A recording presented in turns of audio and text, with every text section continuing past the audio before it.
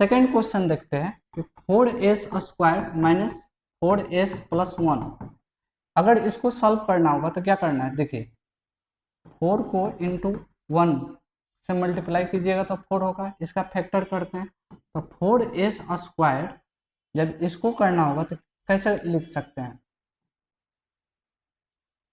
2s minus 2s add करने पर कितना आना चाहिए, -4, और मल्टीप्लाई करने पर वैल्यू कितना आना चाहिए, प्लस, ये दोनों को मल्टीप्लाई करने पर 4 आना चाहिए, 4 आएगा। यहाँ से 2s कॉमन ले लीजिए तो यहाँ से कितना बचेगा, 2s -1 बच जाएगा। यहाँ से -1 कॉमन ले लीजिएगा तो 2s+1 -1 बच जाएगा।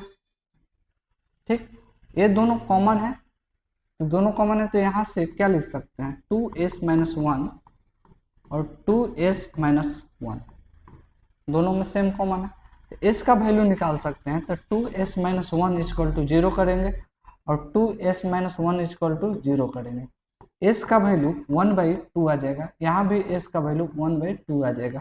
एक को हम अल्फा मान सकते हैं और एक को हम बीटा मान सकते हैं, कोई दिक्कत।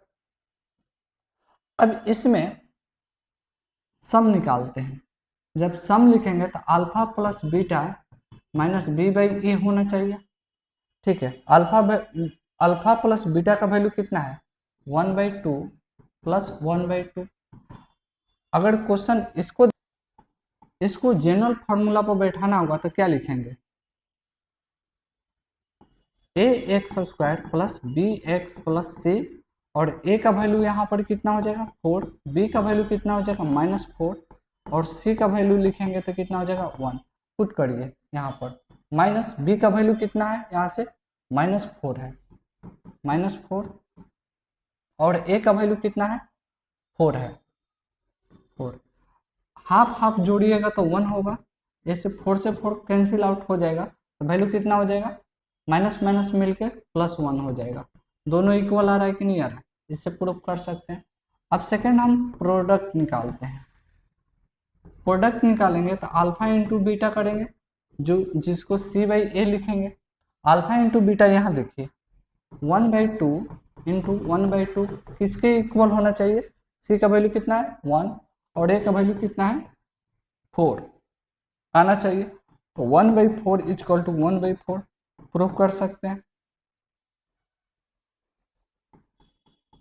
थर्ड नंबर क्वेश्चन को देखते हैं, कितना है 6s² माइनस, थोड़ा ढंग से इसको लिख लेते हैं, 7x माइनस 3 इक्वल टू 0। अगर इसको सॉल्व जनरल फार्मूला बैठाना होगा तो x² plus bx plus c equal to 0। a का वैल्यू कितना हो जाएगा 6, b का वैल्यू कितना हो जाएगा -7 और c का वैल्यू कितना हो जाएगा -3। ठीक, अगर हम इसको फैक्टर करेंगे तो 18 हो जाएगा, 6 इंटू 3 18 हो जाएगा, 18 का फिर फैक्टर करेंगे तो कितना हो जाएगा 9 हो जाएगा, फिर करेंगे 3 हो जाएगा। अगर देखा जाए तो 7 लाना है तो अगर इसको मल्टीप्लाई कर देंगे तो 9 हो जाएगा, 9 में से कर देंगे 2 माइनस, तो 6s² minus 9x plus 2x minus 3 equal to 0। Factor करने का तरीका, यहाँ से क्या ले सकते हैं हम लोग, 3x कॉमन ले लीजिए तो यहाँ पर क्या बच जाएगा 2x माइनस 3, यहाँ से +1 कॉमन ले लीजिए तो 2x माइनस 3 इक्वल टू 0 हो जाएगा। यहाँ से इसको कंपेयर कीजिए, 3x प्लस 1 कॉमन ले रहे हैं, ये दोनों कॉमन है तो 2x माइनस 3 इक्वल टू 0। इसको कंपेयर कीजिए, 3x plus 1 equal to 0, x equal to -1/3 हो जाएगा। यहाँ से x का वैल्यू निकालिएगा, उधर जाएगा तो 3 हो जाएगा और 3/2 हो जाएगा। इसको हम लोग अल्फा मान सकते हैं, इसको हम लोग बीटा मान सकते हैं। अब सम और प्रोडक्ट निकालना है तो पहले सम निकालते हैं। सम निकालने के लिए अल्फा प्लस बीटा का वैल्यू -b/a होना चाहिए, और अल्फा प्लस बीटा का वैल्यू कितना है -1/3 प्लस 2/3/2, और माइनस b का वैल्यू कितना है 7, और a का वैल्यू कितना है, सॉरी बी का वैल्यू -7 है और ए का वैल्यू कितना है 6 है, 6 है, ए भी उतना आना चाहिए।